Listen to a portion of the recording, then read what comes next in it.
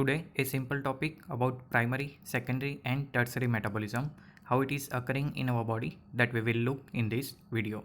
So first there is a different stages of foodstuff oxidation.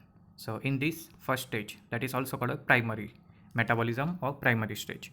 So digestion in the gastrointestinal tract converts the macromolecule into small units. Simple, we are taking different kind of foodstuff in dinner, breakfast and lunch. So that is combination of all carbohydrate, lipid and protein, that all will be digested in the gastrointestinal tract. So simple carbohydrate is converted up to the level of glucose, fructose and galactose, while protein is converted up to the level of amino acid. Same way that fatty acid generation. So protein are digested to amino acid, that is considered the first stage of the metabolism. So this is called the primary metabolism. Now next, that is second stage. So then these products are absorbed from the intestine, catabolized to smaller compound and ultimately oxidized to carbon dioxide. Now for that carbon dioxide production, we have seen that acetyl-CoA that is completely oxidized in a TCA cycle. So next, the reducing equivalent are mainly generated in the mitochondria by the final common oxidative pathway, that is TCA cycle or the Krebs cycle. So mostly with the help of that acetyl-CoA, oxaloacetate or pyruvate generation, these molecules are converted into the carbon dioxide. This carbon dioxide which is generated, along with that in TCA cycle, reducing equivalent like NADH and FADH2 is generated. So that is considered secondary stage.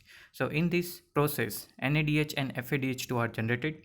This is called secondary metabolism. Next, that is third stage. So this reducing or reduced equivalent enters the electron transport chain or respiratory chain, where energy is released, called as a tertiary metabolism or internal respiration or cellular respiration. Simple, that ETC. So what happen in ETC? So this energy is generated and that is mostly trapped in the form of ATP, and this ATP energy is used for the body synthetic purpose, so that various anabolic process this ATP is needed. So 1 mole of glucose that is producing about 2850 kilojoule per mole, and 1 molecule of palmitate that is able to produce abundant energy, that is 9781 kilojoule per mole. Now there are also two type of cell are generally seen. So phototrophs, that is mostly in plants, so which are able to harvest energy from the light, while another which are present in our body, they are the chemotrophs, which are getting energy or harvesting energy from oxidation of fuel like different kind of foodstuff. So that is about the third stage. Now in the picture again it is clear, primary metabolism, that is based on the digestion. So carbohydrate up to the glucose level, glucose, fructose, galactose, lipid up to the fatty acid level, protein up to the monomer amino acid level. So that is called primary. Secondary means whatever this foodstuff, glucose, fatty acid, amino acid, in different way entering in a TCA cycle and finally converted into the carbon dioxide, but along with that NADH and FADH2 is generated. This NADH FADH2 is again utilized in an electron transport chain and helping to make ATP molecule, and that is called tertiary metabolism. So ETC, that is the tertiary metabolism, while TCA cycle, that is the secondary metabolism.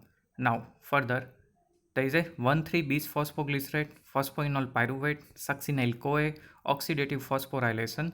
These all are energy producing reaction. So these all are energy producing reaction, means whatever the energy is generated, that is trapped in with the help of ADP. So ADP is converted into the ATP, that is adenosine triphosphate. Now this ATP is again utilized where energy is required. So energy requiring reaction, they are utilize ATP. So many reaction is not possible, but with the help of ATP, once it is attached, it will be become possible. So that is energy requiring reaction, like glucose 6 phosphate, fructose 1,6 bis phosphate, other phosphorylation process, activation reaction and other endergonic reaction, and mostly so many anabolic reaction that is possible with the help of ATP. Now again a simplified version of that primary, secondary and tertiary metabolism. So metabolism up to monomer unit, that is considered primary metabolism. Next, secondary metabolism, that is NADH FADH2 generation, and with the help of this NADH FADH2, that ATP formation. Further, whatever this ATP is generated, that is utilized for the muscular contraction, active transport, and biosynthesis like anabolic reaction. So that's all about the primary, secondary, and tertiary metabolism.